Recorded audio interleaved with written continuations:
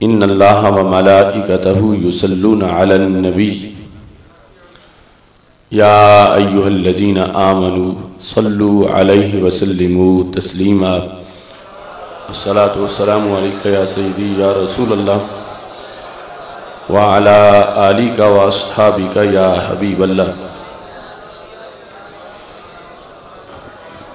मौलाया सल्लि व सल्लिम दाइमन अबदा अला हबीबिका खैरिल खल्क़ि कुल्लिहिम मुनज़्ज़हुन अन शरीकिन फ़ी महासिनिही फ़जौहरुल हुस्न फ़ीही गैर मुनक़ासिमी। या अक्रमल खल्क़ि माली मन अलूज़ु बिही सिवाका इंद हुलूलिल हादिसिल आममी। मुहम्मदुन ताजु रसूलिल्लाहि क़ातिबतन मुहम्मदुन सादिकुल अक़वालि वल कलिमी। मुहम्मदुन ज़िक्रुहु रूहुल अनफुसिना मुहम्मदुन शुक्रुहु फ़र्दुन अलल उममी। रब्बि सल्लि व सल्लिम दाइमन अबदा अला हबीबिका खैरिल खल्क़ि कुल्लिहिम। तौहीद और रिसालत का नारा दुनिया में लगाने निकले हैं, फ़ारान की चोटी का नगमा घर घर पहुँचाने निकले हैं। कुरान की दौलत सीनों में, सुन्नत का फरेरा हाथों में, गुलहाए सदाकत की खुशबू दिल दिल में बसाने निकले हैं। ये इल्म तो मेरे आका की बारिश की बरसती बूंदे हैं, तस्नीम नबूवत के कासे बस पीने पिलाने निकले हैं। ताइफ में, बद्रो खंदक में मेरे आका ने जो दर्स दिया, यरमूक को यमामा करबल का पैगाम बताने निकले हैं। इस्लाम की अजमत की खातिर लाखों सर नजराना देकर जो मुल्क बनाया था हमने, वो मुल्क बचाने निकले हैं। दम घुटता है जिनके धुएं से सच्चाई के हर फरजाने का, तैबा की मस्त हवाओं से वो दिए बुझाने निकले हैं। जिन्हें फर्क नहीं करना आता अल्लाह के अपनों गैरों में, ऐसी फासिको फाजिर सोचों को सूली पे चढ़ाने निकले हैं। कांटों को काटने का कहकर फूलों पे जो हमला करता है, हम ऐसे जालिम माली को गुलशन से भगाने निकले हैं। सजदा तो सिर्फ अल्लाह को करें, ताजीम है अल्लाह वालों की। गुलदाने अकीदा में हम तो ये फूल सजाने निकले हैं। जिस दीप की गैरतमंद किरणें बेअदब अंधेरे दूर करें, मिहराबे मोहब्बत में हम तो वो दीप जलाने निकले हैं।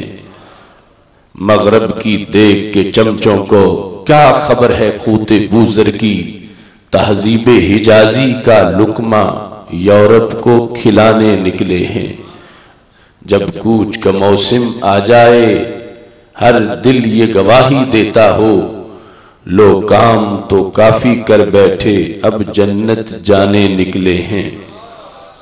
अपना तो ये जज्बा है आसिफ, हर सांस में साये पे हम हो, ना थकने थकाने निकले हैं, ना सोने सुलाने निकले हैं।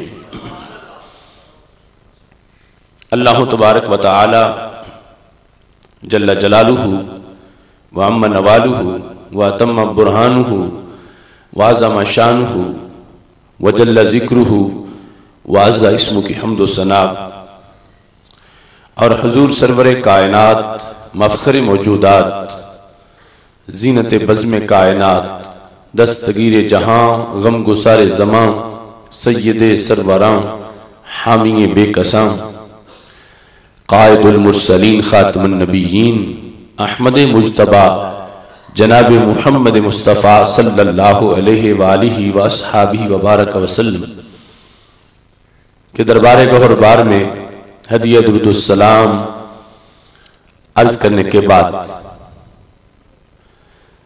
हजरत मौलाना डॉक्टर मोहम्मद हबीबुर रहमान रिजवी साहिब, हजरत मौलाना तारिक मंजूर रिजवी साहिब, हजरत मौलाना सैयद मोहम्मद ज़ैनुल आबिदीन शाह साहिब, वारिसान मिंबर व मेहराब अरबाब फ़िक्र दानिश, नहायत ही मुअज़्ज़ज़ व मोहतशम सामीन हजरात, रब्बे ज़ुल जलाल के फजल और तौफीक से ख्याली के आशिकान रसूल सल्लल्लाहु अलैहि वसल्लम के ज़ेर एहतमाम आज इस अज़ीमुश्शान अक़ाइद अहले सुन्नत कॉन्फ्रेंस का इनेकाद किया जा रहा है। मेरी दुआ है रब्बे ज़ुल जलाल हमारे इन दोस्तों की इस काविश को अपने दरबार में कबूल फरमाए और खालिक़े कायनात जल्ला जलालुहु हमें हर तरफ अकीदा अहले सुन्नत के झंडे लहराने की तौफीक अता फरमाए। अल्लाह का करोड़ों बार शुक्र है कि उसने हमें अकीदा अहले सुन्नत अता फरमाया है। अकीदे की दुरुस्तगी हर अम्र पर मुकद्दम है।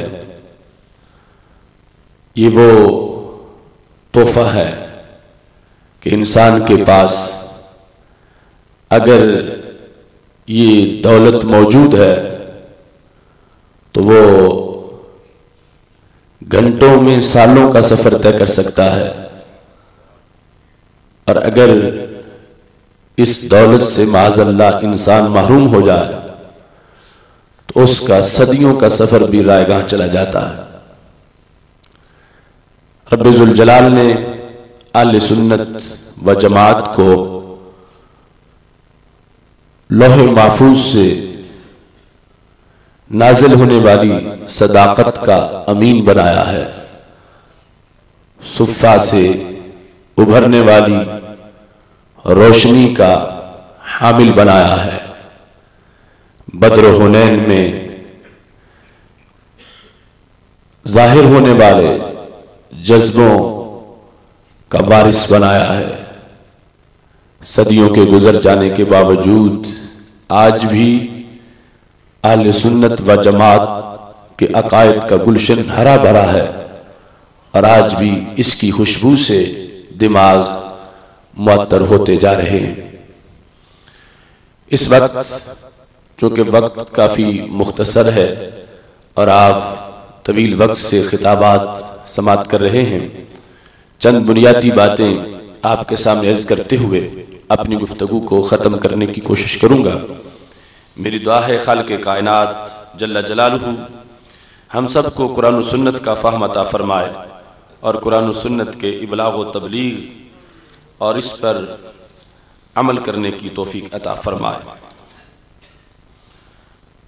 आज मुख्तलिफ अक़ायद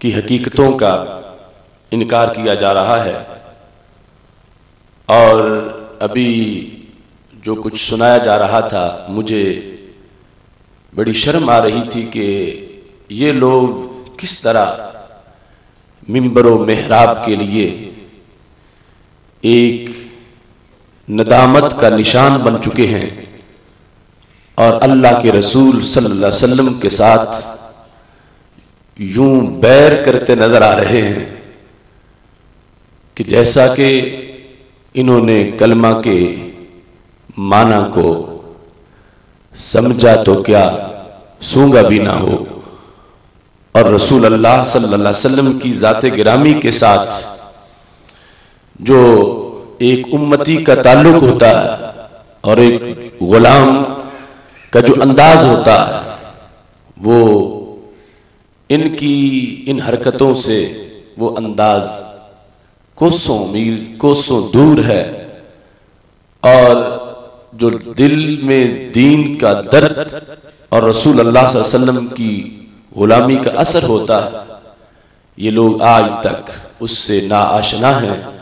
मेरी दुआ है रब्बे जुल जलाल इनके बंजर सीनों को इश्क रसूल सल्लल्लाहु अलैहि वसल्लम की बरसात अता फरमाए और खालिक़े कायनात जल्ला जलालहू उनके मुर्दा ज़मीरों को जिंदा फरमाए और रब्बे जुल जलाल उन्हें कम अज कम बोलने का सलीका दे कि जिससे पता चले कि वो इस मिल्लत इस्लाम की तरफ जो अपने आप को मंसूब करते हैं तो अंदाज भी कम अज कम, अगरचे अंदरूनी मामला कितना बिगड़ा हुआ है, कम अज कम बोलने में तो वो ये ज़हन में रखें वो हबीब प्यारा तो उम्र भर करे फैज़ो जूद ही सर बसर।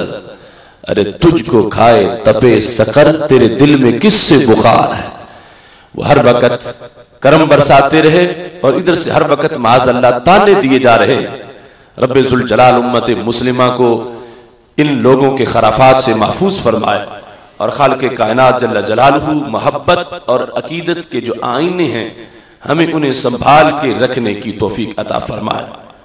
मजबूरी के पेश नज़र ये सब कुछ आपके सामने सुनाया जा रहा था, वरना ऐसी बातें सुनने से बंदे की रूहानियत जख्मी हो जाती है और चूंकि ये जहर मुआशरे में घोला जा रहा, इस वास्ते इलाज के पेश नज़र ये प्रोग्राम इस तरह चलाया जा रहा था।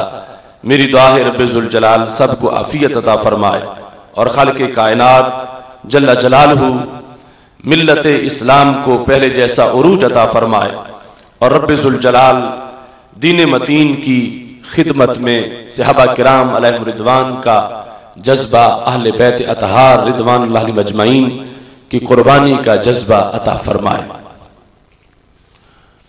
कुरान मजीद बुरहान रशीद में खालिक़े कायनात जल्ला जलालहू ने हर अकीदे की असल को वाज़े किया है और हर अकीदे में जो मुसलमान के लिए मेयार है उसको भी बयान किया। यकीनन सहाबा किराम अलैहिम रिदवान से हमारी कोई बराबरी नहीं हो सकती कि उनका ईमान सूरज जैसा था, हमारा एक चिराग जैसा, मगर हमें यह हुक्म हुआ फ़इन आमनू बिमिस्ले मा आमनतुम बिही फ़क़द इह्तदौ, अगर तुम ईमान यूं लाओगे यानी पैटर्न ईमान का ऐसा होगा जैसा सहाबा किराम अलैहिम रिदवान का ईमान, तो फिर तुम्हें कामयाब समझा जाएगा। और अगर उसको छोड़कर तुमने अपनी तरफ से कोई तरीका बनाया तो हरगिज वो तरीका और वो मेयार और वो पैटर्न काबिल कबूल नहीं होगा। इस वास्ते कुरान मजीद बुरहान रशीद और सुन्नत रसूल सल्लल्लाहु अलैहि वसल्लम और सहाबा किराम अलैहिम रिदवान के मोतक़दात और उनके ज़ेर साया क़यामत तक के मुहक्किकीन और मुर्शिदीन ने जो रोशनी ज़हर की है वही रोशनी आले सुन्नत व जमात आज भी अपनी महाफिल में, अपने कॉन्फ्रेंसेस में और अपने प्रोग्रामों में आम कर रहे हैं। इस सिलसिला में मौजूदा मज़कूरा मौजू पर अकीदा तौहीद सेमिनार की शक्ल में हमने जो एक दस्तरखान सजाया है, अल्लाह के फजल से दूर दूर तक उसके असरात मुरतब हुए हैं और खालिक़े कायनात जल्ला जलालहू ने बहुत से मरीजों को शिफा अता फरमाई और इंशाअल्लाह ये सिलसिला मजीद जारी रखा जाएगा और अल्लाह के फजल से जब तक सांस में सांस है उस वक़्त तक हक की अजान का एहतमाम किया जाएगा। सूरह बकरा में खालिक़े कायनात जल्ला जलालहू का फरमान आयत नंबर 248, वक़ाल लहुम नबियुहुम इन्न आयत मुल्किही अन यातियकुमुत ताबूत फीही सकीनतुम मिर रब्बिकुम व बक़िय्यतुम मिम्मा तरक आलु मूसा व आलु हारून तहमिलुहुल मलाइका इन्न फी ज़ालिका लआयतन लकुम इन कुंतुम मुमिनीन। रब्बे ज़ुल जलाल इरशाद फरमाता है वक़ाल लहुम नबियुहुम, कहा उनको उनके नबी ने, हजरत शमवीर अलैहिस्सलाम का तज़किरा हो रहा है कि उन्होंने हजरत तालूत के मुल्क की निशानी कौम को क्या बताई। फरमा इन्ना आयता मुल्क ही, उनके मुल्क की निशानी ये है अन यअतियकुमुत ताबूत, कि तुम्हारे पास एक ताबूत आएगा। ताबूत क्या है? संदूक।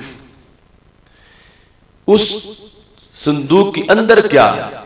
फीही सकीनतुम मिर रब्बिकुम, उसमें तुम्हारे रब की तरफ से सकीना, अल्लाह की तरफ से उस ताबूत के अंदर सुकून होगा। व बक़ियतुम मिम्मा तारका आलु मूसा व आलु हारून, और उस ताबूत के अंदर आले मूसा और आले हारून अलैहिमुस्सलाम के तबर्रुकात मौजूद होंगे।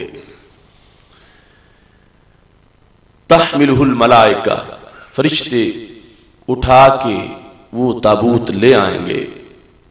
इन्न फी ज़ालिका लआयतन लकुम इन कुंतुम मुमिनीन, अगर तुम मोमिन हो तो फिर इसमें तुम्हारे लिए निशानी मौजूद है। अब यहां कोई दूर की बात नहीं, कुरान मजीद है और कुरान मजीद की वाज़े आयत है कि रब्बे ज़ुल जलाल ने अपने एक अजीम पैगंबर की गुफ्तगू को आयत बनाकर इस उम्मत के लिए हमेशा का पैगाम बनाया। उसमें एक हक परस्त की निशानी, उसकी सनद और उसका सर्टिफिकेट और उसके एजाज और उसके मनसब की गवाही एक ताबूत से पेश की जा रही है। उस ताबूत को महवरे सकीना करार दिया जा रहा, और उस ताबूत की अजमत क्या है?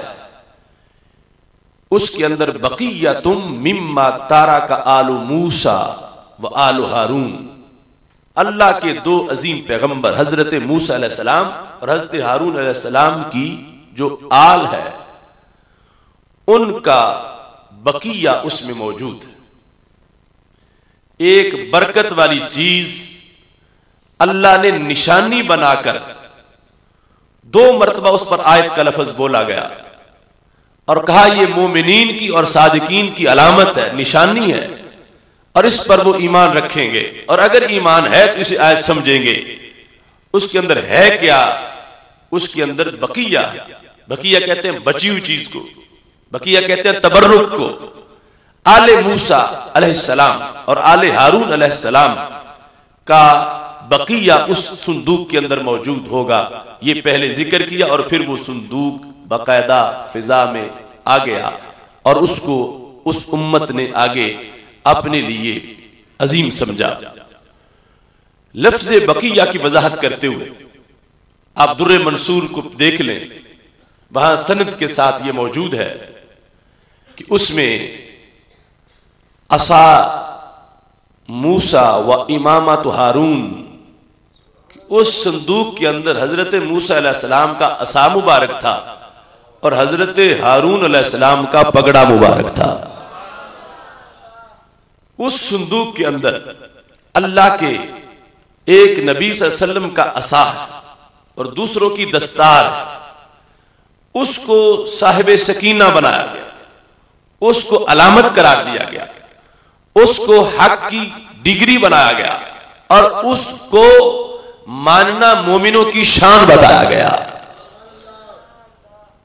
अब ये वबकियतुम मिम्मा तारका आलु मूसा व आलु हारून, कुरान ये वाज़े कर रहा है कि अल्लाह के नेक बंदों के अजसाद के साथ जो चीजें लगती हैं अल्लाह उनको निशानी बना देता है, अल्लाह उनको बरकत का बायस बनाता है। और ये रब वाले अल्लाह के बंदे, उनके बदन से कोई चीज लग के जिस्म से मस होने के बाद आयत बने तो इसमें अल्लाह ताला का कोई हक नहीं मारा जा रहा, माज़अल्लाह, वो तो जिस्म से पाक है, उसके बंदों का जिस्म होता। तो अब जिस्म वालों के जिस्म से कोई चीज लगी है, लकड़ी को कलीम के हाथ लगे और कपड़ा हजरत हारून अलैहिस्सलाम के सर को लगा और वो नस्ल दर नस्ल उसको आगे अलामत कहा गया, मोमिनीन के लिए आयत बताया गया। और यहां तक इमाम राजी रहमतुल्लाह अलैह ने इसके बारे में लिखा कि जिस वक्त उन लोगों की जंग होती थी किसी के साथ तो वो इस ताबूत को लाके आगे रखते थे और यस्तफ्तिहूना बिही, इसके जरिए से रब की मदद मांगते थे। एक संदूक जिसमें तबर्रुकात है उसको अपने से मुकद्दम रखते, आगे रखकर उसके जरिए से रब से बरकतें मांगते थे। और रब्बे जुल जलाल ने उसे आयत कहा, वो आगे उम्मतों के अंदर बाइसे तबर्रुक इस्तेमाल होता रहा। लिहाजा आज के शोर मचाने वालों का ये अंदाज के अब इस सदी में चंद लोगों ने ऐसी चीजें गढ़ ली हैं और बना लिया है। एक तो ये है कि ये सदियों का तसलसल है, ये हर दौर की हक्कानियत की दलील है। और दूसरा मामला ये है कि इस तरह की उमूर से इंसान रब्बे जुल जलाल से दूर नहीं होता, बल्कि रब्बे जुल जलाल इन्हीं मंसूबात से अपने बंदों को अपना कुर्ब अता फरमा देता है। कुरान मजीद की इस आयत की तशरीह में चंद हवाला जात आपके सामने पेश करना चाहता हूं। सही बुखारी शरीफ में मौजूद है, रसूल अल्लाह सल्लल्लाहु अलैहि वसल्लम के सहाबी जिनका नाम हजरत इतबान बिन मालिक रदी अल्लाह तआला अन्हु, वो रसूल अल्लाह सल्लल्लाहु अलैहि वसल्लम की खिदमत में हाजिर हुए। एक बार नहीं, मुतअद्दिद बार, सही बुखारी में ये मौजूद। उन्होंने जाके कहा, या रसूल अल्लाह सल्लल्लाहु अलैहि वसल्लम, मेरी निगाह खत्म हो गई है। एक रिवायत में है कि कमजोर हो गई है। मैं मोहल्ले की जिस मस्जिद में जमात कराता था अब नहीं जा सकता, दरमियान में बरसाती नाला है, मेरा जाना मुश्किल है, तो आप मेरे घर में तशरीफ लाएं और मेरे घर में पहुंचकर आप यहां तशरीफ फरमा होके एक जगह नमाज पढ़े, मैं उस जगह को अपनी मस्जिद बना लूंगा। अब इस बात में कई बातें काबिल गौर है, वक्त भी थोड़ा है। हजरत इतबान को यह पता था कि रसूल अल्लाह सल्लल्लाहु अलैहि वसल्लम का यह फरमान है, वो भी सही बुखारी में मौजूद है, फुद्दिलतु अलल अंबिया बिसित्तिन, 6 चीजों की बुनियाद पर मुझे सारे नबियों पे फजीलत दी गई है। उनमें से एक क्या है, जुइलत लियल अर्दु मस्जिदन व तुहूरा, मेरे लिए सारी जमीन को मस्जिद बना दिया गया है। पहले खास जगह मस्जिद होती थी, अब सारी जमीन मस्जिद है। तो जहां भी नमाज का वक्त आए, फरमाया इंतजार ना करो कि मस्जिद मिलेगी तो सजदा हो सकेगा, वरना सजदा नहीं हो सकेगा। पहली उम्मतों के लिए मुश्किल थी, मस्जिद मिलती थी फिर नमाज होती थी। अगर कहीं सहरा में है, डेरे पर है, दूर है मस्जिद से, तो उनका सजदा नहीं होता था कि मस्जिद के बगैर नमाज जायज ना थी। ये 12 रबीउल अव्वल शरीफ का फैज है कि मेरे नबी अलैहिस्सलाम की आमद से सारी जमीन मस्जिद बन गई है। अब पता है हजरत इत्बान बिन मालिक को कि सारी जमीन मस्जिद है, तो मेरा घर भी अगर मैं इसमें नमाज पढ़ूंगा तो नमाज हो जाएगा। लेकिन रसूल अल्लाह सल्लल्लाहु अलैहि वसल्लम के पास क्यों गए हैं, ये देख लो फतुल बारी शरे बुखारी, देख लो उम्दतुल कारी, देख लो इरशादुस सारी, सबका खुलासा यह है। बिलखुसूस फतुल बारी में उन्होंने लिखा, वो इसलिए गए सरकार दो आलम सल्लल्लाहु अलैहि वसल्लम के पास ताकि आपके कदम घर में लगे तो घर बरकतों वाला हो जाए। हालांकि वो पहले ही मदीना शरीफ तो मदीना शरीफ, उसकी बरकतें तो बरकतें साबित। यहां नमाज के लिए बतौर खास कहा आप तशरीफ लाएं ताकि मैं उस जगह पे नमाज आप पढ़े तो मैं उसको अपने लिए मस्जिद बना लूं। रसूल अल्लाह सल्लल्लाहु अलैहि वसल्लम ने जिस वक्त ये बात सुनी है तो आपने ये नहीं फरमाया कि इससे तुम बरकत लोगे, आगे जाके माज़िला शिरक शुरू हो जाएगा, या ये फरमाते मेरे कदमों में क्या पड़ा है मैं जाऊंगा तो जमीन तो वैसे ही पाक है, या ये फरमाते कि तुमने मेरे कदमों पे खड़े होकर हमेशा नमाज पढ़नी है तो तुम्हें नमाज में मेरी याद आएगी। और इन लोगों के बकौल नमाज में सजदा रब को होगा तो ख्याल नबी का आएगा सल्लल्लाहु अलैहि वसल्लम का, तो माज़िला शिरक हो जाएगा। ऐसी कोई बात भी मेरे नबी अलैहिस्सलाम के सामने माने ना बनी। आपने टाइम दिया, ठीक है मैं तुम्हारे घर आऊंगा। अगला दिन था, रसूल अल्लाह सल्लल्लाहु अलैहि वसल्लम तशरीफ ले गए। जब घर में दाखिल हुए तो अजीब जुमला बोला, ऐन तुहिब्बु अन उसल्लिया लका, तुझे कहां पसंद है कि मैं तुम्हारे लिए नमाज पढ़ूं।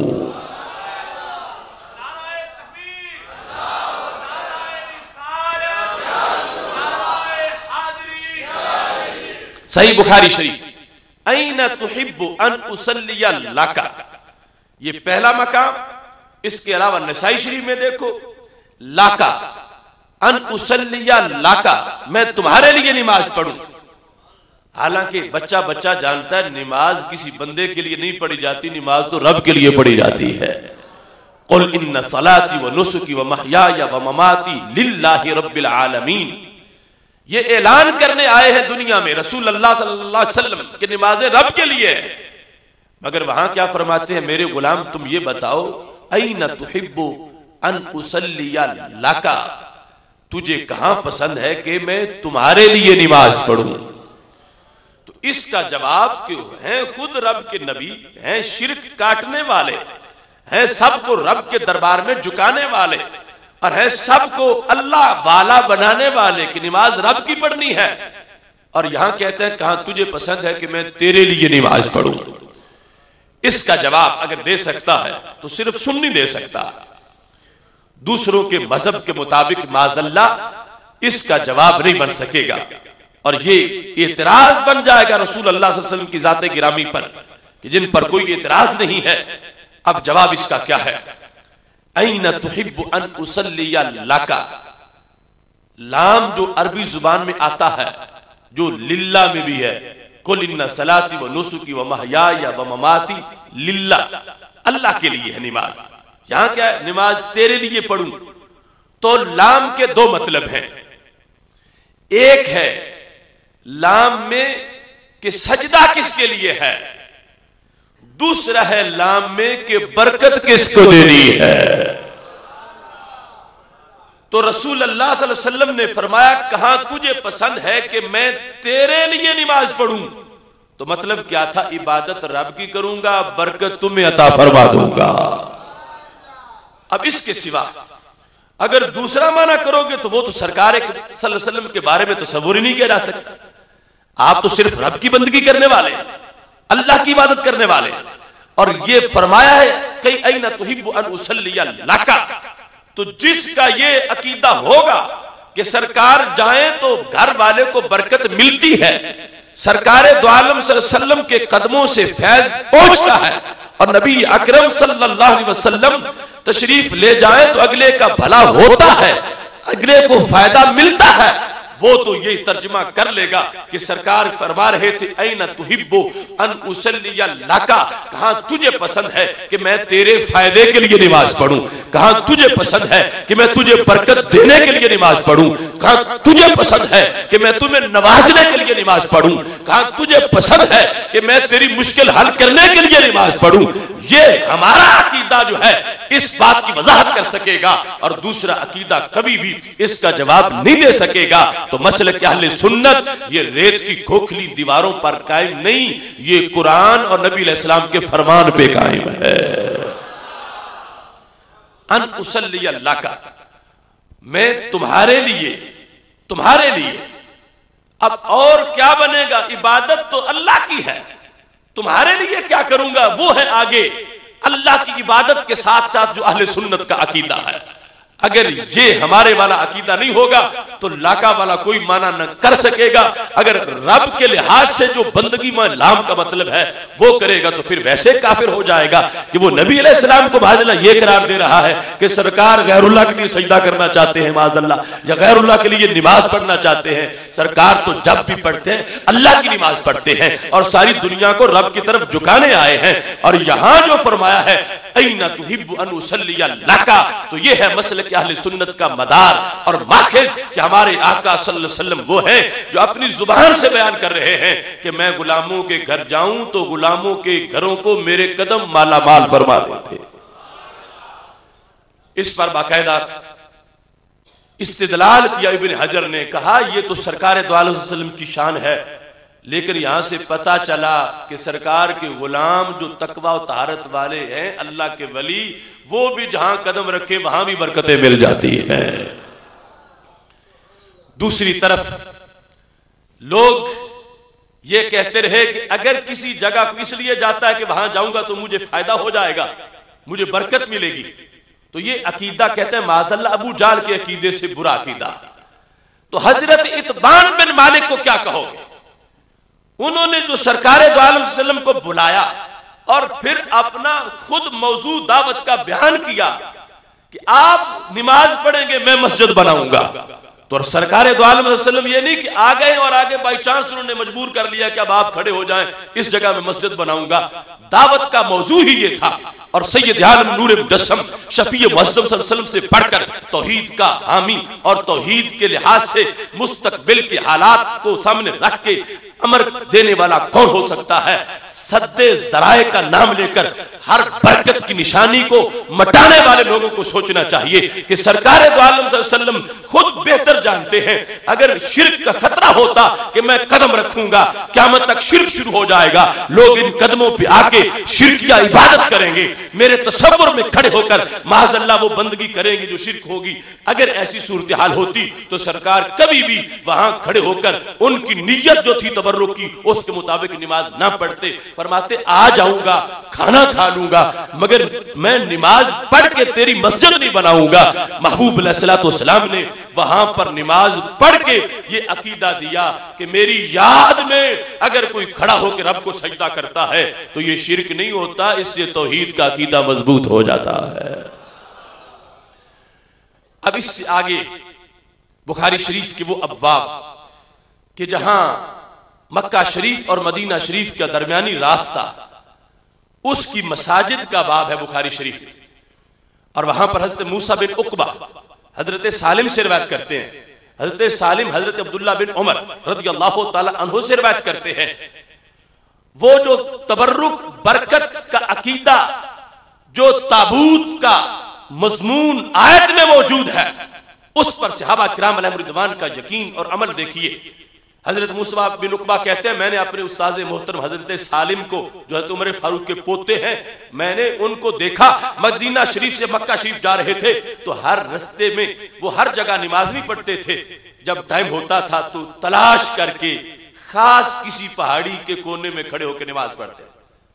तो मैंने पूछा कि सारी जमीन खुदा की है, कहीं नमाज पढ़ लिया करो। वक्त होता है तुम तलाश शुरू कर देते हो और काफी टाइम लग जाता है, फिर तुम्हें पक होता है, यकीन होता है और फिर पढ़ते हो। तो ऐसा क्यों करते हो, किसी जगह पढ़ लिया करो। तो उन्होंने कहा, मेरे शागिर्द तुमने मुझसे पूछा तो मैंने अपने अब्बा जी को देखा, हजरत अब्दुल्ला बिन उमर रज़ियल्लाहु ताला अन्हु, उनके मैं साथ मौजूद था। मैंने भी पूछा था कि जमीन जो सारी पाक है, कहीं वक्त जब होता है तो सजदा कर लिया करो, इतनी देर ढूंढते रहते हो और फिर जाके किसी खास जगह पे नमाज पढ़ते हो, इसका सबब क्या है?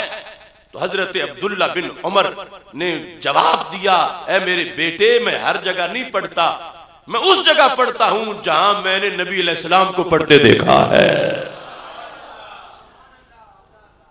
सरकार दो आलम सल्लल्लाहु अलैहि वसल्लम के कदम जहां लगे, खास जाए नमाज, वो खास मस्जिद अगरचे आगे पीछे भी हो जाती है, मगर ये सहाबा का यकीन है कि पढ़ेंगे तो सरकार की खुशबू भी आएगी, तसव्वुर भी आएगा।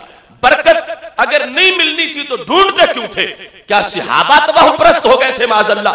क्या उनमें वहम परस्ती आ गई थी, तवहम परस्ती आ गई थी? नहीं नहीं, हजरत अब्दुल्ला बिन उमर रज़ियल्लाहु ताला अन्हु तलाश करके जगह कि जहां कभी नबी अलैहिस्सलाम ने पढ़ी थी वहां मैं पढ़ूंगा। उनके बेटे हजरत सालिम तलाश करके उस जगह कि जहां कभी अब्बा जी ने इसलिए पढ़ी थी कि सरकार दो आलम वसल्लम ने वहां पढ़ी है, मैं भी वहां ही जाके नमाज अदा करूंगा, वहां ही पढ़ूंगा। ये सिलसिला सुफ़ा से चलने वाला इस बात की वजाहत कर रहा है कि सरकार के कदमों की जगहों को मुफीद समझना, अपने लिए बायसे बरकत समझना, ये बरेली शरीफ में अकीदा नहीं गढ़ा गया, ये अकीदा सुफ़ा पे पढ़ाया गया है। वहां से चल के यहां पहुंचा। अब वो सहाबा अलैहिम रिदवान, उनका हर लम्हा देख लो, हर मरहला देख लो। इब्ने उमर अगर किसी दरख्त के नीचे बैठे हैं तो फिर भी किसी ने पूछा कि उसके नीचे बैठे हो, फुलां के नीचे क्यों नहीं बैठे? तो कहा फुलां के नीचे मेरे सरकार नहीं बैठे थे, मैं भी नहीं बैठा। मेरे महबूब अलैहिस्सलाम चूंकि इसके नीचे बैठे हैं, मैं इसके नीचे बैठा हूं। और यहां तक कि जब फतह मक्का वाले दिन दरवाजा बंद हुआ, रसूल अल्लाह सल्लल्लाहु अलैहि वसल्लम अंदर थे, हजरत बिलाल, हजरत उसामा रज़ी अल्लाह तआला अन्हु साथ मौजूद थे। दरवाजा खुला, सरकार दो आलम सल्लल्लाहु अलैहि वसल्लम बाहर तशरीफ ला। इब्ने उमर कहते हैं सबसे पहले मैं पहुंचा और मैंने उनसे पूछा कि अंदर महबूब अलैहिस्सलाम ने क्या अमल किया है? तो हजरत अबू हुरैरा, हजरत बिलाल रज़ी अल्लाह तआला अन्हु, उन्होंने जो तय्युन किया मेरे लिए जगह का कि दरवाजे से दाखिल हुए, 6 सतून काबे के, 3 एक लाइन में, 3 अगली लाइन में, हम सीधे चले गए अगली दीवार तक। वो 3 गज का फासला था, दाईं तरफ 2 सतून थे, बाईं तरफ 1 सतून था। वहां खड़े होकर हमारे नबी अलैहिस्सलाम ने नफल पढ़े हैं। तो इब्ने उमर जिंदगी भर जब भी काबे में दाखिल हुए हैं, आपने उन कदमों पे नमाज पढ़ी है जहां कभी नबी अलैहिस्सलाम ने अदा फरमाई थी। अब सोचो, सारी जमीन से तो अरब अफजल, अरब में हरम अफजल, हरम में मस्जिद हराम, और मस्जिद हराम के अंदर काबा, और काबा सारे का सारा कितना अजीम है। मगर हजरत अब्दुल्ला बिन उमर वहां काबे को भी अजीम समझते हैं जहां नबी अलैहिस्सलाम के कदम लगे हैं। ये बुखारी है, ये बार बार उसमें आया। तो कहां गई वो सोच कि जो रसूल अल्लाह सल्लल्लाहु अलैहि वसल्लम के फायदे का इनकार करती है, यहां उनके तलबों के फायदे पर दुनिया ये अकीदा बनाए हुए है, उनके सीने के फवायद का आलम क्या होगा। वो बैकरे पुरनूर जहां कदम रखते हैं, हज़रत अब्दुल्ला बिन उमर वहीं जाके खड़े होते हैं, नमाज पढ़ते हैं। हज़रत अब्दुल्ला बिन अब्बास जब नाबीना हो गए थे, आखिरी उम्र में मक्का शरीफ में रहा करते थे, अपने गाइड को कहा हुआ था तुमने मुझे वहां खड़ा करना है काबे के बाहर जहां नबी अलैहिस्सलाम मक्की जिंदगी में खड़े होकर नमाजें पढ़ते थे। ये पूरा तरीका सहाबा किराम अलैहिम रिदवान का इस बात की वजाहत करता है कि रसूल अल्लाह सल्लल्लाहु अलैहि वसल्लम की निस्बत अगर मट्टी को मिल जाती है वो भी अजीम हो जाती है, और वहां खड़ा हो जाकर पढ़ने वाला, नमाज पढ़ने वाला महरूम नहीं रहता, अल्लाह उसको भी बरकतों से माला माल फरमाता है। वो मस्जिद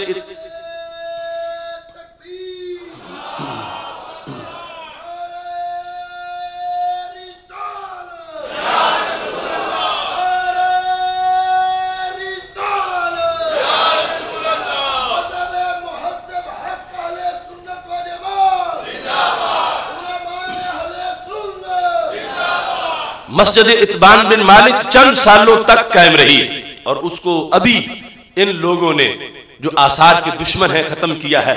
और वहां के अरब अखबारात में, अल मदीना अखबार में बाकायदा इस पर एहतिजाज किया गया कि मस्जिद इत्बान बिन मालिक ये किसी खानदान का विरसा नहीं, अल्लाह का घर और उम्मत की मोहब्बतों का महवर है। ये वो है कि जो नबी अलैहिस्सलाम खुद तशरीफ लाए और उम्मत हर सदी में वहां पहुंचकर सवाब की नीयत से जाकर नमाज पढ़ती रही, क्योंकि रसूल अल्लाह सल्लल्लाहु अलैहि वसल्लम ने खास तौर पर उसका इफ्तिताह किया था। इस वास्ते उसी अकीदे को पेश नजर रखते हुए जो सहाबा किराम अलैहिम रिदवान का अकीदा था, उम्मत कायम रही। अब आके ये रियालों से अकीदे बदले जा रहे हैं और उम्मत का जो रिश्ता है रसूल अल्लाह सल्लल्लाहु अलैहि वसल्लम की जात के साथ उसको कमजोर करने की कोशिश की जा रही है। देखो नसाई शरीफ है, हजरत अब्दुल्ला बिन उमर रज़ी अल्लाह तआला अन्हु मिना में मौजूद थे। वो जानिब जिस तरफ शैतान है, वो जमरात वाली जानिब, वहां एक शख्स को देखा, वो एक दरख्त के नीचे बैठा है, नसाई शरीफ। तो हजरत अब्दुल्ला बिन उमर ने कहा ये तुम इस दरख्त के नीचे बैठे हो, पता भी है ये कौन सा दरख्त है या वैसे ही बैठ गए हो? तो उन्होंने कहा मुझे इसकी कोई तारीख तो नहीं आती, वैसे बस साए की जरूरत थी तो मैं इसके नीचे बैठ गया। तो अब्दुल्ला बिन उमर ने कहा याद रखो नीयत से बैठो, मतलब ये था कि तुम्हें पता होना चाहिए तुम किस दरख्त के नीचे बैठे हो। फरमाया ये वो दरख्त है जहां रब्बे जुल जलाल के 70 अंबिया किराम अलैहिस्सलाम की विलादत हुई है।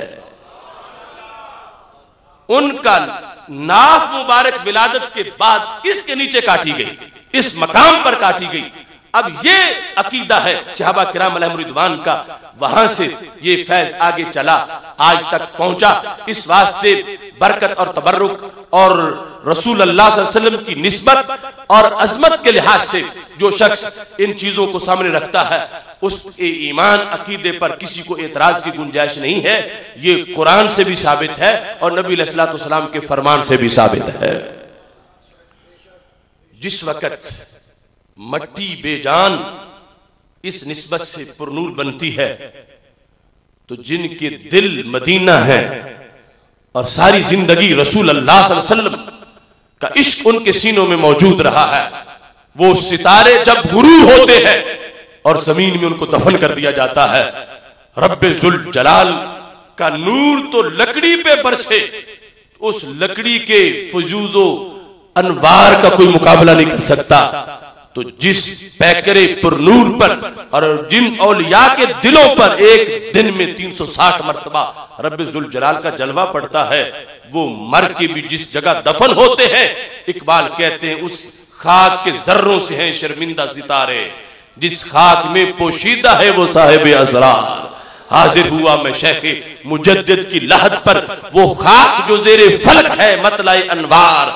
अगर मुजद्दिद अल-फिसानी जैसा इंसान सदियों बाद पैदा हुआ और इस नूर की बुनियाद पर पाकिस्तान बर्रे सगीर का खमीर शायर मशरक की आवाज के अंदर यूं बोला कि उनकी कब्र की मट्टी को मट्टी ना कहो, उनकी मट्टी के जर्रे सितारों से ज्यादा चमकते हैं, उनके सामने सितारे शर्मिंदा है, इस वास्ते कि जो अंदर जात मौजूद है उनके पैकर पर नूरे खुदा की बरसात भी हुई है, सरकार के इश्क का फैज भी पहुंचा है। जहां तक मुश्किल कुशाई हाजत रवाई की उमूर की वजाहत है तो याद रखना, जिस्मानी तौर पर किसी की बीमारी दूर हो इसके लिए गोली भी ले तो बीमारी दूर हो जाती है, दवाई लेने से बुखार उतर जाता। हमारे आका सल्लल्लाहु अलैहि वसल्लम की मुश्किल कुशाई तो इससे आगे है, कायनात की कोई पावर वो मुश्किल हल नहीं करती जो मुश्किलें मेरे नबी के दरबार में हल हो जाती हैं। ये असबाब से जो मुश्किलें हल होती हैं ये तो बिल्कुल मजमून ही सब्जेक्ट ही जुदा सा छोटा सा। वहां देखो हज का हुक्म आया तो हमारे आका सल्लल्लाहु अलैहि वसल्लम ने ऐलान किया, सही मुस्लिम शरीफ में है, या अय्युहन्नास कुतिबा अलैकुमुल हज फहुज्जू, लोगों तुम पे हज फर्ज हो गया है लिहाजा हज करो। तो हजरत अकरा बिन हाबिस रदियल्लाहु तआला अन्हु करीब गए और पूछा अल आमिन हाजा अम लिल अबद, ये हज जो फर्ज हुआ तो साहिब इस्तिताअत पर जिंदगी में एक बार या हर बार फर्ज हो गया, इस साल के लिए या हमेशा के लिए? अकुल्ला आमिन या रसूल अल्लाह सल्लल्लाहु अलैहि वसल्लम, क्या जिसके पास आने जाने का खर्चा उसने हर साल हज करना है? तो हमारे नबी अलैहिस्सलातु वस्सलाम खामोश रहे। वो दूसरी तरफ से गए, फिर पूछा, सरकार खामोश रहे। जब तीसरी मर्तबा उन्होंने पूछा तो हमारे नबी अलैहिस्सलाम बोल पड़े और क्या फरमाया, लो कुल्तु नअम लवजबत वला मस्ततातुम, अगर मैंने हां कह दिया तो हर साल ही फर्ज हो जाएगा, मगर तुम में ताकत नहीं रहेगी, इस्तिताअत नहीं होगी। अब ये सही मुस्लिम है, कोई मजनू लैला की दास्तान नहीं, ये दर्जनों कुतुब में मौजूद, सैकड़ों आगे तशरीहात के अंदर मौजूद है। तो मामला क्या है? वो कहते हैं कि हर साल फर्ज है। हमारे नबी अलैहिस्सलाम ने फरमाया मैं पूरा जुमला ना भी बोलूं, सिर्फ हां कह दूं। तुम कहते हो क्या हर साल फर्ज है, मैं कहूं हां तो क्या होगा? फरमाया ये हर साल ही फर्ज हो जाएगा। क्या वो पावर थी कि जिसकी बुनियाद पर अगर हां कहते हैं तो हर साल फर्ज है, चुप रहते हैं तो एक साल फर्ज है। अगर पूछना है तो बरेली से मेरे इमाम की आवाज आती है, वो जुबान जिसको सब कुन की कुंजी कहे उसकी नाफिज हुकूमत पे लाखों सलाम। ये इख्तियार है रसूल अल्लाह सल्लल्लाहु अलैहि वसल्लम का। अगर बोलते तो हर साल फर्ज हो जाता, खामोश रहे तो एक बार फर्ज हुआ। मुश्किल कुशाई हाजत रवाई बफजले इलाही किस तरह हमारे नबी अलैहिस्सलाम ने फरमाई अगर हर साल फर्ज होता तो पता लग जाता लोगों को कितना मुश्किल है, कितने प्रॉब्लम है, कितना कारोबार छोड़ के, कितने घरों के मसाइल छोड़ के जाना पड़ता। ये मुश्किल कुशाई है मेरे महबूब अलैहिस्सलाम की। आपने एक बार की हाजिरी को हमेशा की हाजिरी बना दिया है। कौन है जो 5 नमाजों को 6 करे? कौन है जो 5 नमाजों को 4 करे? सर का दर्द डॉक्टर की दवाई से सही हो जाता है। इससे बड़ा इख्तियार है शरीयत के अंदर इख्तियार जो मेरे महबूब अलैहिस्सलाम का, वो इख्तियार भी साबित है। निचले तो है ही, उसमें भी क्या फरमा, लो कुल तो नाम, अगर मैंने हां कहा, अब आप हां कह दें तो क्या होगा? फरमा यही अर्श का फैसला, यही क़यामत तक की शरीयत, यही दीन इस्लाम, यही क़यामत तक का शरी निसाब। तो फिर अल्लाह के नजदीक क्या तय है? सरकार फरमाते हैं मैं कहूं हां तो हर साल फर्ज, मैं चुप रहूं तो एक बार फर्ज। तो फिर अल्लाह के नजदीक क्या हर बार फर्ज था या एक बार फर्ज था? तो सरकार के लफ्जों से पता चला रब ने इख्तियार मुझे अता कर दिया था। ये मेरी मर्जी है कि जुबान खोलूं, मेरी मर्जी है कि मैं चुप रहूं। ये है इख्तियार रसूल अल्लाह सल्लल्लाहु अलैहि वसल्लम का। लोग तोलते फिरते हैं तराजुओं पर, रब्बे काबा की कसम है क़यामत तक वो तराजू नहीं बनेगा जिससे हमारे नबी अलैहिस्सलाम के इख्तियार को तोला जा सके। इतना रब को एतमाद है, इतना रब्बे जुल जलाल ने रसूल अल्लाह सल्लल्लाहु अलैहि वसल्लम को हैसियत दी है। यकीनन आप वहय के ताबे हैं, मगर उस वहय ने ही आपको इख्तियार दे दिया है अपनी मर्जी से। लो कुल तो, अगर मैंने कहा तो वही रब ने भी कह दिया, मैंने कहा तो वही शरीयत बन गई। लो कुल तो नाम, अगर मैंने हां कह दिया, लवाजबत, हज हर साल फर्ज हो जाएगा। मगर क्यों नहीं मैं बोलता? ये है कमाल शफकत उनकी। अब वो और है जो हुक्म देते वक्त बोलते नहीं है, मैं बोलता भी हूं, शफकत में तोलता भी हूं। क़यामत तक की उम्मत मेरे सामने है कि सिर्फ यहां से इन्होंने मदीना शरीफ और मक्का शरीफ से चल के हज नहीं करना, इन्होंने पंजाब से भी आके हज करना है, दूर दराज से आना है, सब चीजें सामने हैं। पर इस वास्ते मैं बोलूं तो फिर भी प्यार करता हूं, चुप करूं तो फिर भी शफकत के लिए चुप कर जाता हूं। अब सोचने वालों की अपनी अपनी हैसियत। हो सकता है कोई इसको सोचे तो यूं, जैसे आज हमारे तबके के लोग हैं, माज़अल्लाह कहेंगे जवाब नहीं आ रहा था, नबी से पूछा गया तो चुप हो गए, आगे दलील क्या बना ली कि जवाब नहीं आ रहा था।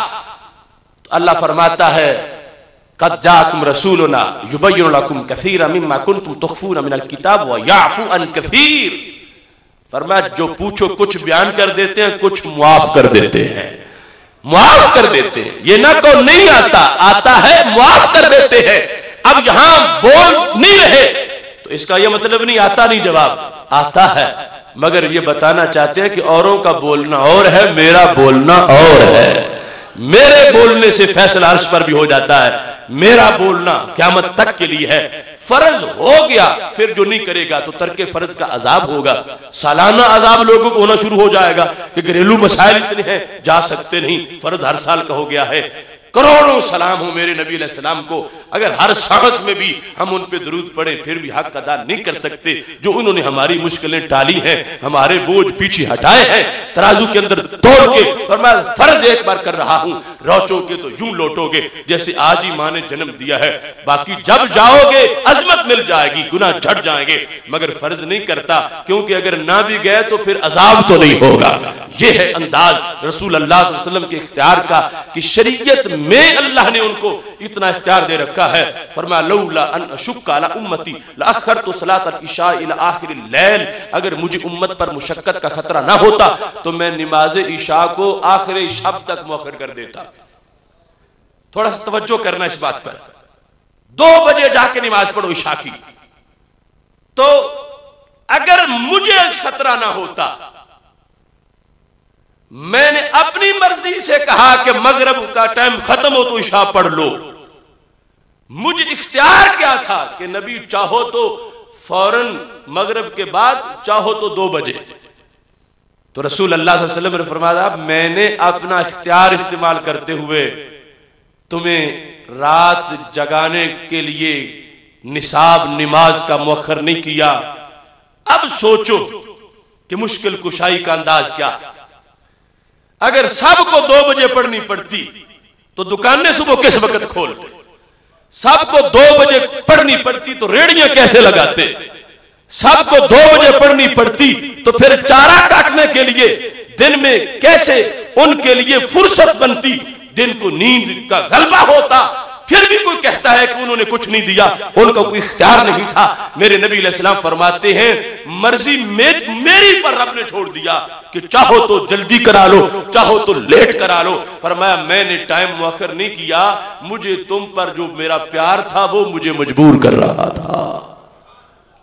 लौला अन अशुक्का अला उम्मती लअख्खरतु सलात अल इशा इला आखिरिल लैल, मैं मुअख्खर कर देता नमाज इशा को आखिरी शब तक। अगर मुझे मुशक्कत का खतरा ना होता मैं मुअख्खर कर देता। अब रब की तरफ से क्या था कि अगर ये था कि इशा जब शफ़क़ गुरूब हो, मगरिब का टाइम खत्म हो तो इशा पढ़नी है, तो अगर ये मुअय्यन था रब की तरफ से तो फिर सरकार कभी ये ना कहते अगर मुशक्कत ना होती तो मैं मुअख्खर करता। फिर कहते रब का हुक्म ही ये है कि मैंने अब यही टाइम है और कोई टाइम ही नहीं होना था।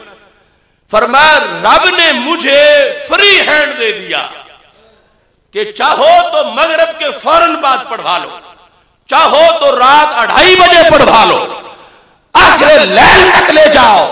और आगे मेरी शफकत ने फैसला किया कि गुलामों ने दिन को काम भी करने हैं, इस वास्ते मगरिब के फौरन बाद नमाज पढ़ ले। यानी जवाज उस वक्त से शुरू हो गया। आगे कोई लेट करता है तो उसकी अपनी मर्जी है, पढ़ना जायज हो गया। और अगर मैं चाहता तो उस वक्त आखिरी शब से पहले टाइम ही ना शुरू होने देता, आखिरी शब में जाके टाइम शुरू होता। यह है उनके इख्तियार को मानने का तरीका। ये अलग बात है, हम मानते हैं, हमें मिला है उनके सदके, हमें सहूलत मिली है कदम कदम पर, और हम मानते भी हैं और मानते भी हैं। जिनका खाते हैं उनके गीत भी गाते हैं। और कुछ बदबख्त ऐसे हैं कि उनकी दिया हुआ रिलीफ वसूल कर रहे हैं और साथ उनके खिलाफ बकवास भी कर रहे हैं। वो दे कुछ नहीं सकते, वो कर कुछ नहीं सकते। अगर सरकार कुछ ना कर सकते होते तो फिर मामला कुछ और होता। ये पहली उम्मतों के मुकाबले में ये उम्मत जो छोटी छोटी उम्रें पाके सदियों वालों से बड़ा बैंक बैलेंस नेकियों का बना रही है, तो ये सदका वो है जो मेरे नबी अलैहिस्सलाम ने अपने इख्तियार से अता फरमाया है।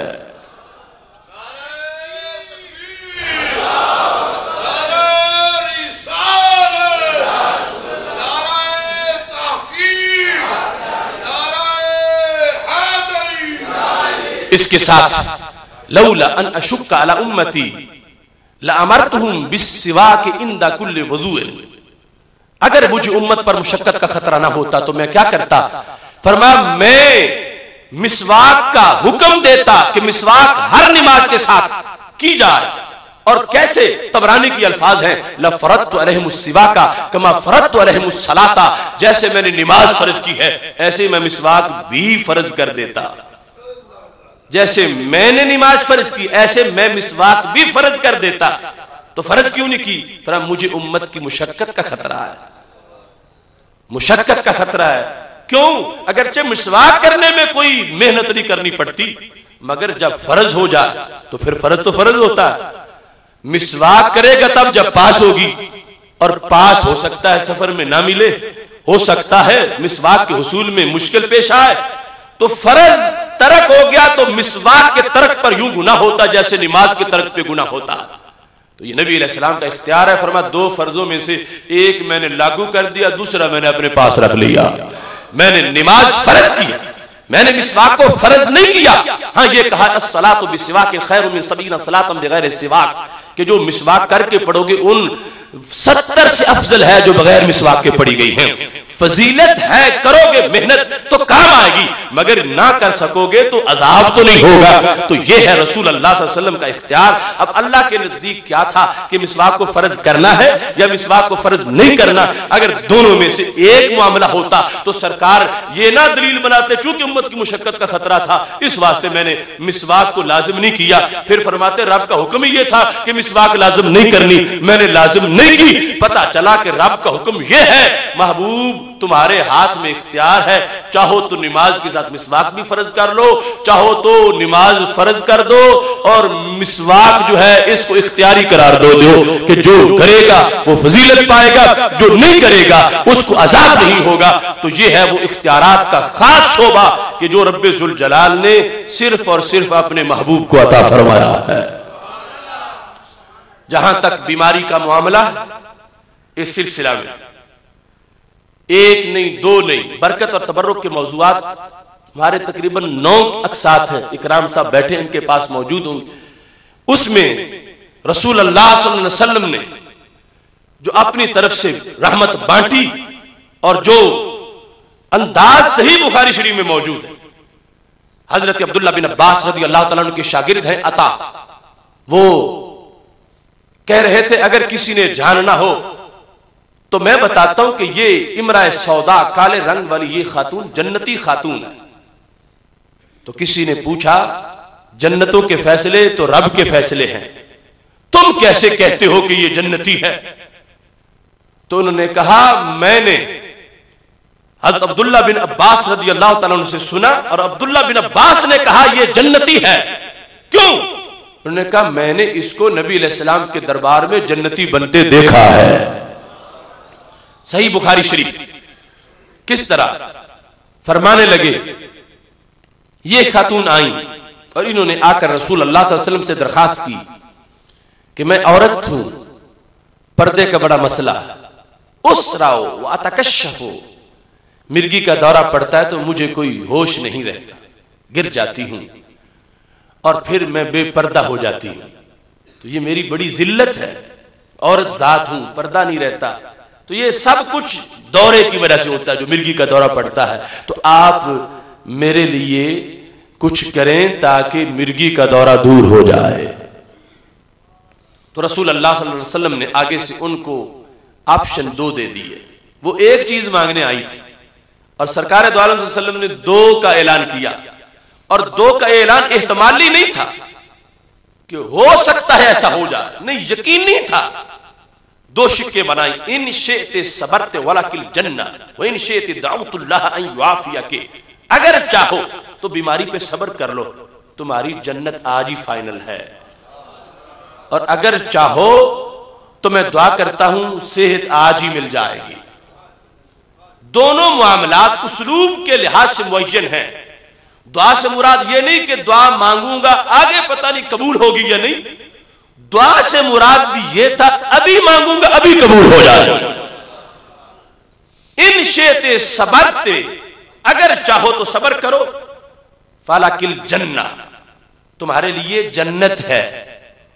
लाके साबा तक मुतल्लक निकले, ये नहीं है कि सतकून लाके जन्ना, फिर जन्नत तुझे तुम्हारे नाम लगेगी, अगरचे जाना बाद में अलाट आज ही होगी। और अगर चाहो तो मैं दुआ मांगता हूं। अब दुआ जन्नत के मुकाबले में है। चाहो यानी सेहत वाली दुआ, चाहो तो जन्नत ले लो, चाहो तो सेहत ले लो। यानी दुआए सेहत का मतलब सेहत फिल फौर है। चाहो तो जन्नत ले लो, चाहो तो सेहत ले लो। अब औरत जात थी मगर हकदार थी कि उनको जन्नत मिले, क्योंकि अकीदा जन्नतियों वाला था। यह बुखारी शरीफ है। अकीदा जन्नतियों वाला कैसे था? अगर पिलपिला अकीदा होता तो 2 ऑप्शन जो थे उनमें ध्यान करके यह फैसला करती इनमें से जल्द कौन सा मिल सकता है, इस बेस पर कि आखिरत के फैसले तो बड़े मुश्किल हैं। अगर अकीदा कच्चा होता तो कहती हो सकता है ये नबी सल्लल्लाहु अलैहि वसल्लम सीट कंफर्म करें, रब कैंसिल कर दे, तो ना दुनिया रही ना आखिरत। तो इस तरफ ध्यान जाता, कम अज कम सेहत तो मांगू, पता चल जाएगा भी कि आंख वो मिर्गी दूर होती है या नहीं होती। मगर उनका ये अकीदा फाइनल था कि मेरे नबी सल्लल्लाहु अलैहि वसल्लम सीट कंफर्म करेंगे, कोई जात कैंसिल नहीं करेगी। अगर कंफर्म हो जाएगी तो कैंसिल नहीं होगी, ये यकीन था। और अगर माज अल्लाह ऐसा अकीदा होता कि इन्हें तो रब देने ही नहीं देगा, ये थक जाएंगे मांग मांग के, रब तो कोटे में सीट डालेगा ही नहीं, तो फिर कभी भी वो जन्नत की तरफ ना जाती, वो दूसरी तरफ चली जाती। उनका यकीन था कि इनके दर से जन्नत मिलती है। सरकार दो आलम सल्लल्लाहु अलैहि वसल्लम ने खुद जो कह दिया, वो तो सेहत मांगने आई थी, सरकार ने फरमाया यहां जन्नत भी मिलती है, तो जन्नत का खुद रास्ता दिखा दिया। इनसे ते सबरते वाला किल जन्ना। अब दुनिया में 1000 औरतें और भी मिर्गी वाली हैं, मगर उनके लिए जन्नतों के फैसले कहां होंगे? ये वो मिर्गी वाली औरत है कि जिसको दरे रसूल की हाजिरी मुयस्सर हो गई है। अब इसके बारे में आ रहे हैं, मेरे करीम से गर कतरा किसी ने मांगा, दरिया बहा दिए हैं, दुर्बे बहा दिए। वो सेहत लेने आई थी, सेहत छोटी चीज है, जन्नत बड़ी चीज है। जन्नत लेने चाहती हो तो जन्नत ले लो, सेहत चाहती हो तो सेहत ले लो। अब उनके सामने दो चीजें थी, और वो बद अकीदा नहीं थी माज़अल्लाह। अगर बद अकीदगी होती तो कहती कि नबी तुमने दुआ मांगनी है, दुआ मांगो, जन्नत वाले मसले मुश्किल बड़े हैं, तो मेरी सेहत के लिए करो कुछ। वो अब जाके जो किस अंदाज में बोली सरकार दो आलम सल्लल्लाहु अलैहि वसल्लम से, उस राउ तकश्शफु। और नबी अलैहिस्सलातु वस्सलाम ने आगे से ये नहीं कहा कि मैं तो कलमा पढ़ाने आया हूं, मिर्गियों के मसले तुम कहीं और ले जाओ। उस राउ तकश्शफु कि तुम, मैं क्या करूं अगर तुम बेपर्दा हो जाती हो तो? मिर्गियां ये मामले, ये तो नबूवत का रिलेटेड मसला ही नहीं है, ये फरमा सकते थे, मगर फरमाया तुम भूली हुई हो सिर्फ सेहतों पर, यहां जन्नतें भी बढ़ रही हैं। अब उसका फैसला सुनो। कहने लगी अस्बिरो, चली थी घर से सेहत की नीयत से, अब जन्नत की मालिक बन बैठी। अस्बिरो अस्बिरो या रसूल अल्लाह सल्लल्लाहु अलैहि वसल्लम, मैं सब्र करती हूं, बीमारी कोई बात नहीं, मैं सब्र कर लेती हूं, मैं सब्र करती हूं। अब इतना डायलॉग बुखारी शरीफ में मौजूद है। बुखारी पढ़ने का तरीका भी इस हदीस से आता है कि हजरत अब्दुल्ला बिन अब्बास रज़ियल्लाहु ताला अन्हु ने बाहर खड़े होकर लोगों में क्यों ऐलान किया कि जिसने जन्नती खातून देखनी हो तो ये जन्नती है। अब अंदर जो तय हो रहा था मसला, उसमें सरकार दो आलम सल्लल्लाहु अलैहि वसल्लम ने तो सिर्फ ऑप्शन पेश किए, चाहो तो जन्नत, चाहो तो सेहत। उसने लफ्ज बोला अब अस्बिरो, आगे सरकार ने कुछ नहीं कहा, उसने कहा अस्बिरो। तो पहला ये इब्ने अब्बास रज़ियल्लाहु ताला अन्हु के जुमले से साबित हुआ कि सरकार दो आलम सल्लल्लाहु अलैहि वसल्लम को बार बार बोलने की जरूरत नहीं कि कहते ठीक है तूने सब्र किया तो मैं तुम्हें जन्नत देता हूं। सरकार का पहले फरमा देना ही जन्नत की गारंटी मौजूद है। ये एक पता चला। हज़रत अब्दुल्ला बिन अब्बास ने इस्तिदलाल क्या किया, क्यों अपनी तरफ से कहते कि ये जन्नती है? उधर अभी सरकार दो आलम सल्लल्लाहु अलैहि वसल्लम ने तो कहा था चाहो तो ये लो, चाहो तो ये लो, और औरत ने कहा मैं सब्र करती हूं। तो पता चला कि यहां का इशारा भी अल्लाह के दरबार का फैसला बन जाता है। और दूसरी तरफ जिस वक्त आज का पिलपिला अकीदा देखो तो माज़अल्लाह ये हदीस कोई पढ़ेंगे वो कहेंगे अल्लाह के नबी ने कह तो दिया था, मगर फैसले अल्लाह के, फैसले अल्लाह के हैं। क़यामत का दिन क़यामत का दिन है, उस दिन वो जो मालिक यौमिद्दीन है उसकी अपनी मर्जी है। यहां तो सरकार दो आलम सल्लल्लाहु अलैहि वसल्लम ने तो फरमा दिया, लेकिन इसको जन्नती अभी ना कहो, क़यामत का इंतजार करो। अगर जन्नत में गई तो फिर जन्नती कह लेना। अभी तो नबी अलैहिस्सलाम ने फरमाया है, और ये है आगे पता नहीं मिली भी है सरकार के कहने पर या नहीं, या मिल गई है तो उस दिन कैंसिल होगी या नहीं। इनके नजदीक दर्जनों रुकावटें हैं, मगर सहाबी के नजदीक एक भी रुकावट नहीं है।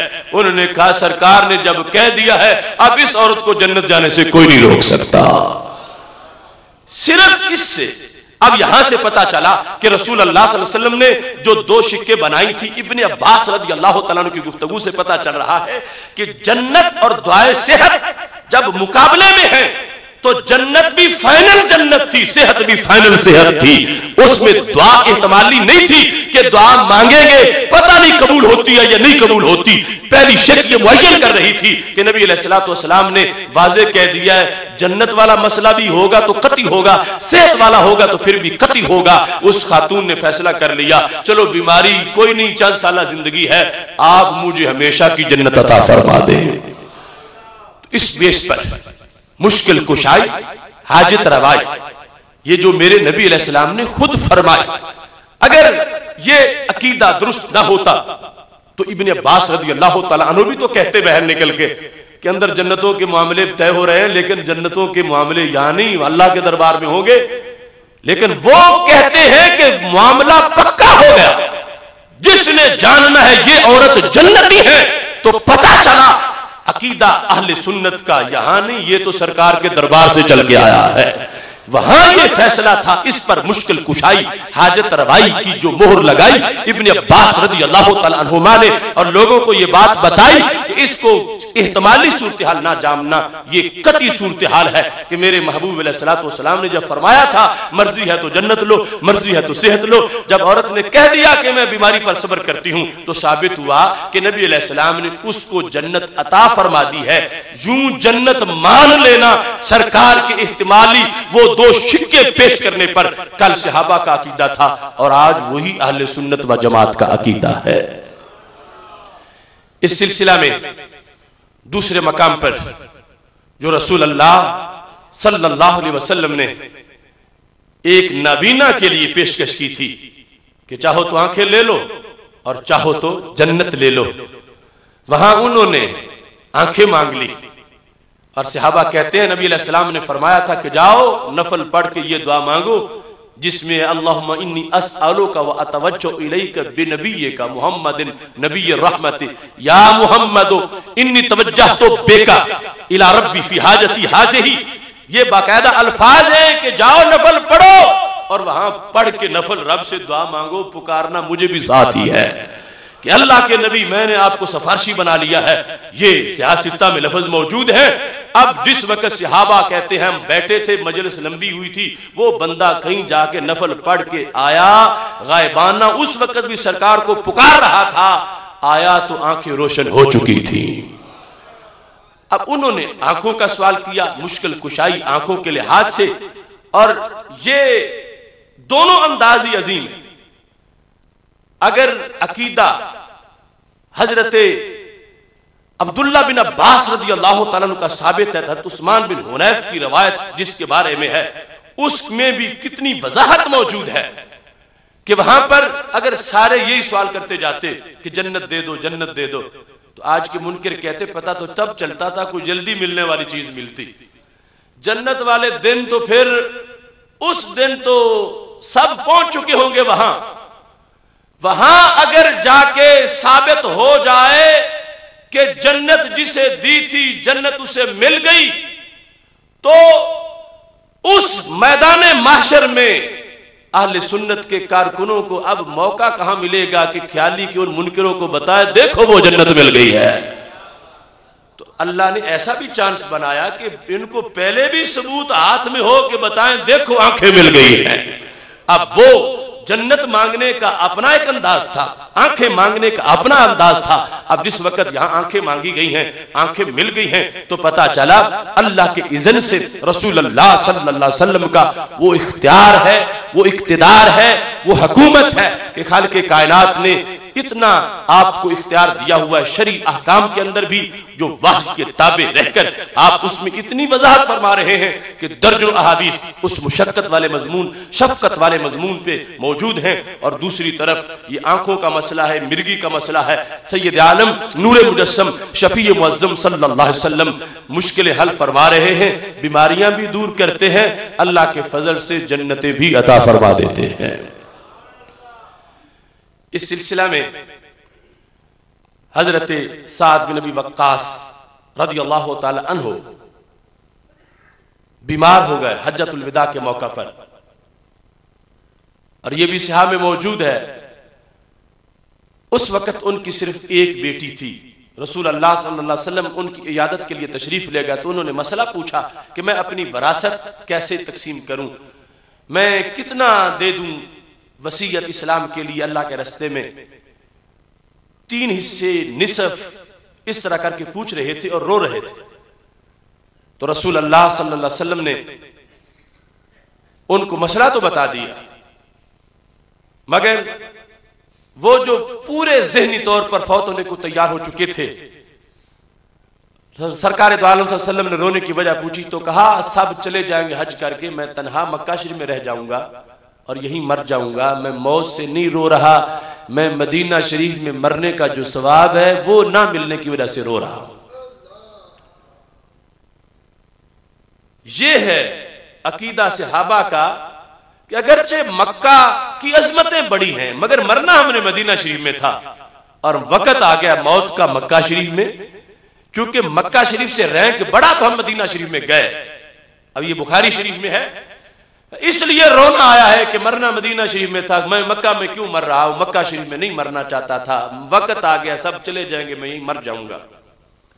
तो नबी अलैहिस्सलातु वस्सलाम ने फरमाया अभी तो वो वक्त आया ही नहीं कि तुम जिसकी वजह से रो रहे हो, फरमाया तुम्हारी वजह से अल्लाह कई कौमों को नुकसान देगा और अल्लाह कई कौमों को फायदा अता फरमाएगा।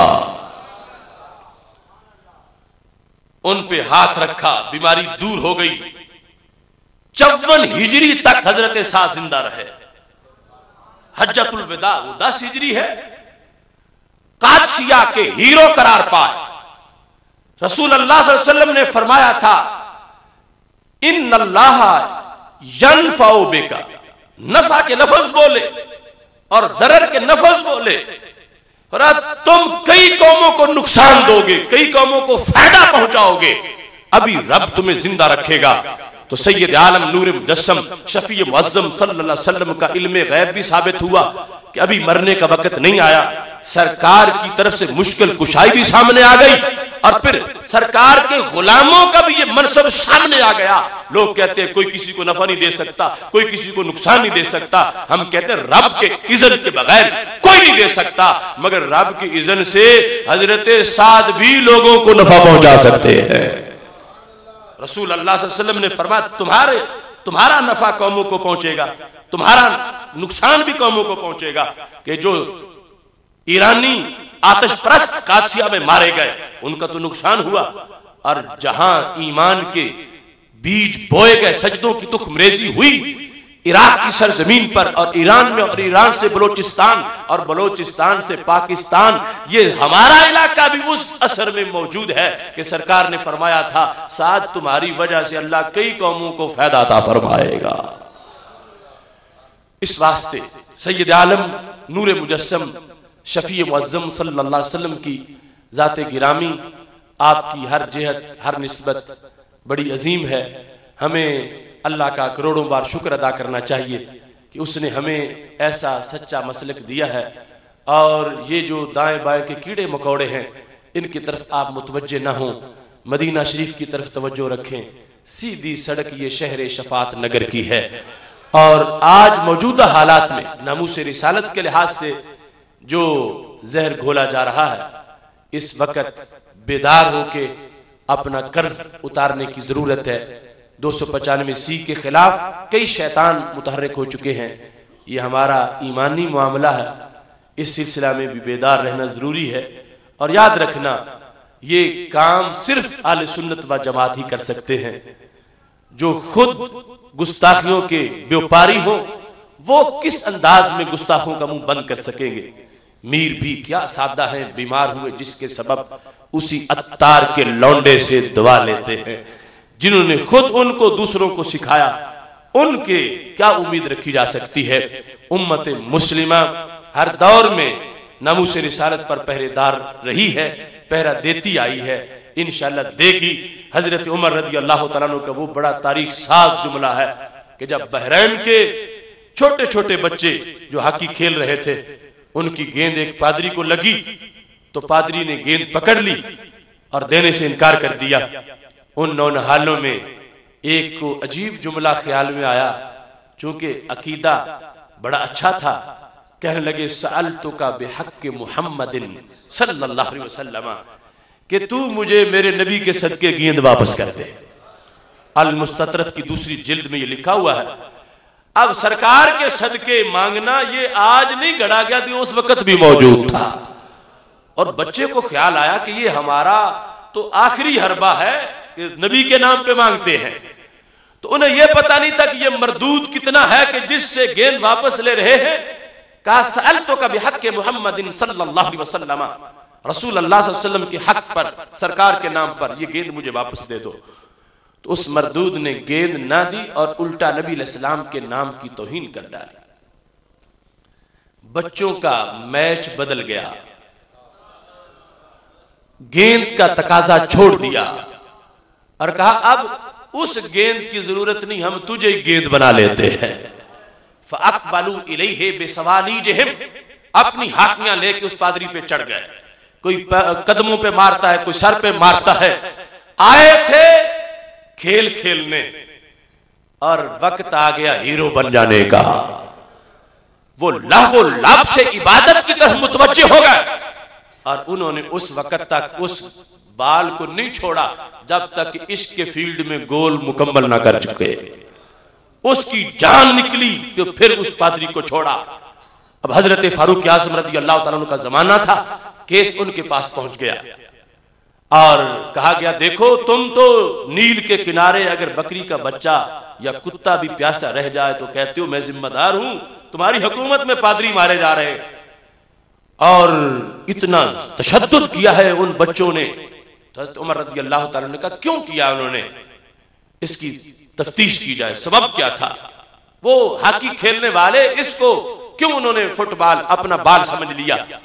तो पता चला कि इसने गेंद देने से इनकार किया था और जब उन्होंने कहा सालतों का भी हक के मोहम्मद सल्लल्लाहु अलैहि वसल्लम, इसने तौहीन की है। अब जब पता चला कि ये पादरी गद्दार जिम्मी था मगर इसने तौहीन रिसालत का जुर्म किया है, तो हजरत उमर रज़ी अल्लाह तआला अन्हु की जुबान पे ये लफ्ज आए अल आन अज़्ज़ल इस्लाम, आज दीन गालिब हो गया, आज इस्लाम को इज्जत मिल गई, आज इस्लाम को गलबा मिल गया। अल आन अज़्ज़ल इस्लाम। और जो पास बैठे हुए थे उन्होंने नोट किया और बड़ा तारीख साज जुमला है, कहते वल्लाही मा फारिहा उमर बेफतह वला गनीमा का फरहतिही बेक़त्लिल गिलमान इय्याहु। पूरी तारीख में बड़ी सी बड़ी फतह के होने पर भी हजरत उमर रज़ी अल्लाह तआला अन्हु इतने खुश नजर नहीं आए जितना उन बच्चों की उस गुस्ताख को कत्ल करने पे खुश नजर आए हैं।